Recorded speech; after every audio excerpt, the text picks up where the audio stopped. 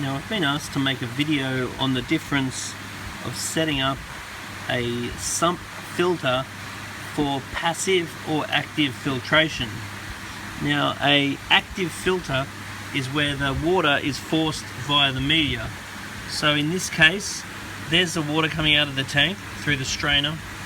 Then the water goes down plumbing into the first reservoir, where I will normally put some polyfilter, and the polyfilter will just suck any particles out of the water. The water will then go around here. This will act like a settling chamber, so a bit of waste might build up there that I might siphon out every now and then. Then the water goes over the top here, where I'll usually put a second bit of polyfilter. Then the water goes through the media. My favourite media is Marine Pure, and the Marine Pure is going to hold all the nitrifying and denitrifying bacteria. Then the water comes around here, that'll just be a bit of mesh. Then this acts as a second settling chamber. Then the water goes over here. This is where I tend to put my heater.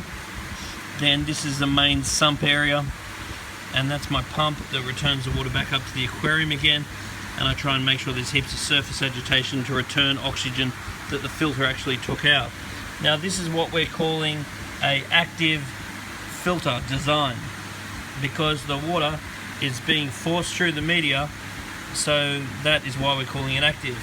Now if we say passive, then the water is just going to go around the media. So instead of using Marine Pure cubes or Marine Pure balls, we're going to use either the cubes or the block, and the water's just going to go right round the media, so then the nutrients are passively absorbed in. So this one here is going to give better denitrification. This one here is going to give a higher ratio of nitrification. So if you've got a heavily stocked fish tank, you'd go for this method. If you've got a reef tank and it's quite lightly stocked and you're very concerned about low level waste like nitrates, you might go for this technique. So this one, the water comes out, goes past my polyfilter, then I'll often put my heater in there. That'll also act like a bubble trap. Then I'll put my Marine Pure, then I'll put my return pump, which will return the water to the top and agitate the surface once again. So that's basically an active design. A canister filter is a good example of an active media, whereas a refugium or a plenum in the bottom of your tank is a good example of a passive media.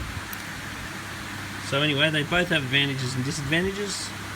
The other thing people will do often is put refugiums, where they actually will divide it off. They'll put a bit of sand there. They'll often grow caulerpa and stuff like that.